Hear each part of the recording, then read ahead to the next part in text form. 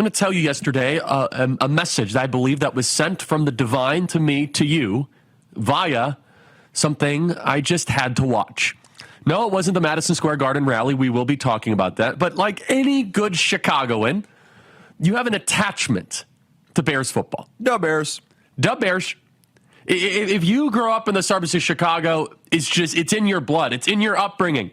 In fact, the old joke is if you have to go fight traffic, do it during a Bears game because you could fly down the Eisenhower during rush hour if the Bears are playing and you could just skim on by. The whole city comes to a standstill.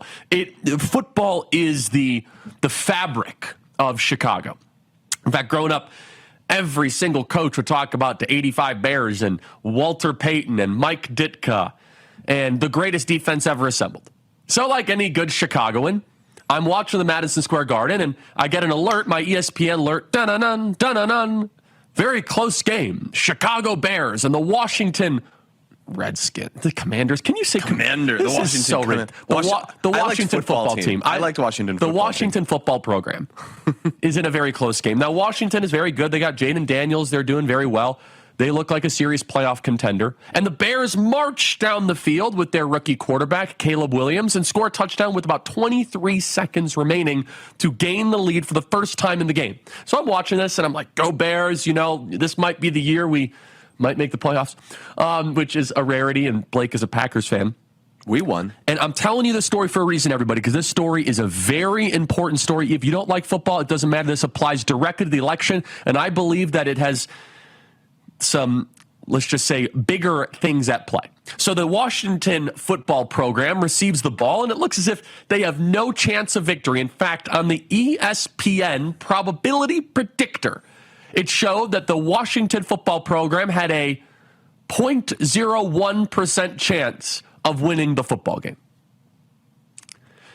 So Jaden Daniels, with a couple seconds remaining, the offensive coordinator Cliff Kingsbury, the former coach of the Arizona Cardinals, actually, calls this play, and the Bears kind of take this play off. Whatever. What are they going to do? Throw a Hail Mary? So this is the setup play. Play cut 16. So get up here and run an out route right now. Throw it. There it is, Tony. Right on your design. McLaurin out with 2 seconds. Was there a guy from the Bears on the field there? Non-existent, right? But Tony Romo's playing offensive coordinator there on CBS. And so the Redskins get right up near the 50-yard line. And so the final play of the game ensues. And Blake, you and I could probably count on one hand how many successful Hail Marys we've seen. I'm a Packers fan, so Rodgers had that whole thing. He made like 3 or 4 different Hail Marys. But he's known for it. By the way, he did one recently, too, with the Jets right before halftime. Yep. And so the Bears took this play off.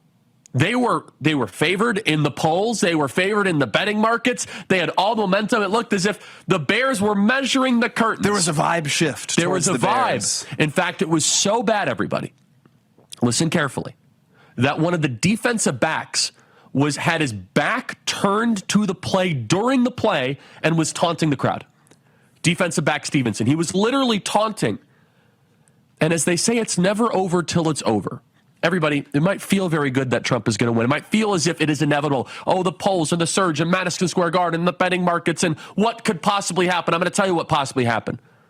Hail Marys can work sometimes, especially if you take the play off. If you don't blitz and you run the stupid scheme of that Bears coach, Elberfluss, whatever his name is, who should be fired. He rushed 3 guys to the quarterback spot. What are you worried that Jaden Daniels is going to run 58 yards for a touchdown on the last play of the game? This right here could be the Kamala Harris campaign. Kamala Harris is going to be throwing Hail Marys all week. They are. The Hitler Hail Mary. The Hitler Hail Mary. The Madison Square Garden Hail Mary. The Nazi Hail Mary. The fascism Hail Mary. The Hail Mary? The Hail Mary. I like that. And if we are too cocky or high on our own supply like the Chicago Bears were yesterday, this might end up happening. Play cut 2. Comes down to one last play. And it's going to be getting longer by the second. You're all the way back at the 30-yard line. Now you can step into it. Here comes the Hail Mary with the game on the line. And the ball is caught!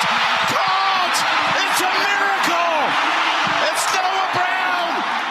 The guy who was gloating, by the way, is the one who deflected it into the... And we're gonna show that. By the way, for those of us that are Bears fans, that is like a knife twist up. It is as bad as it gets. I liked it. But I'm aware, but maybe God or the forces to be wanted me to see that, to tell you guys a message that could be us these next 8 days. And by the way, it will be a million times worse than some football game, regular season football game of Jaden Daniels, Caleb Williams. Who cares, okay? Football. We're talking about the future of the civilization. Now, I'm going to show you this because there is an aura of confidence that is bordering on cockiness in Trump circles right now. And the only right answer is we're going to play to the last play and not celebrate, chase votes, and chase ballots. You got to thread the needle between confidence and cockiness. And also, the Bears took the play off. They didn't blitz. They just, it's a Hail Mary. Those never work. Gets batted down, whatever. Well, actually can work. And yes, Donald Trump has the momentum. Now look at this cut here. This is cut 3, defensive back Stevenson, who is literally celebrating during the play. He said, there's no chance. His back turned to the play and taunting the crowd. How often have you guys heard on cable television, well, we can't take our eye off the ball? Here, in manifested, is Stevenson taking the eye off the ball. Is that going to be our movement in the next 8 days? Are we going to take the eye off the ball? Are you guys going to think Trump is going to win and you're not going to go find those extra 5 voters and find those extra 10 voters and go chase those extra 50 ballots? Stay focused, because it is not over until it's over. You keep your eyes on the ballots. The same way that Stevenson didn't keep his eye on the ball. And one of the most remarkable and just like numbing clips I've ever seen. Here is cut 3 of the defensive back who ends up swatting the ball into the hands in the end zone, taunting the the Redskins fans during the play. Play cut 3.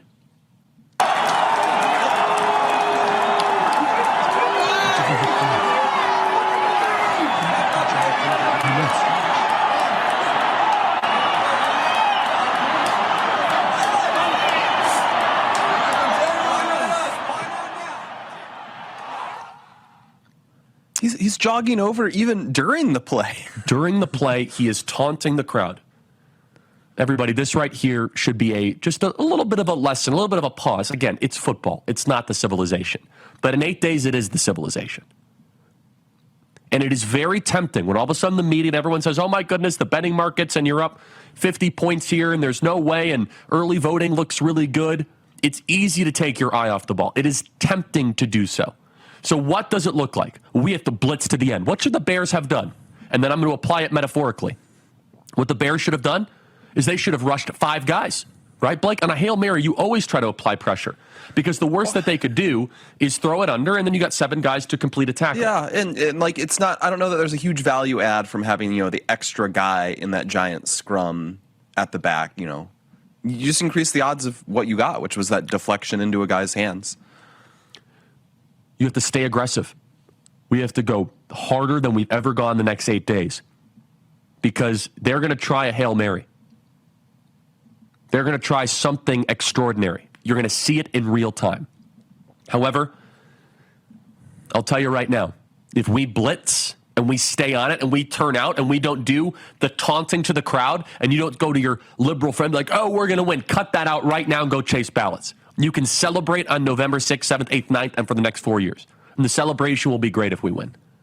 But just like the Bears, they thought they had it signed, sealed, and delivered. They thought the cake was baked. They thought it was done. And there was one play left. And could you imagine if we spend this next week measuring the curtains while they're chasing ballots and we end up on the wrong side of history?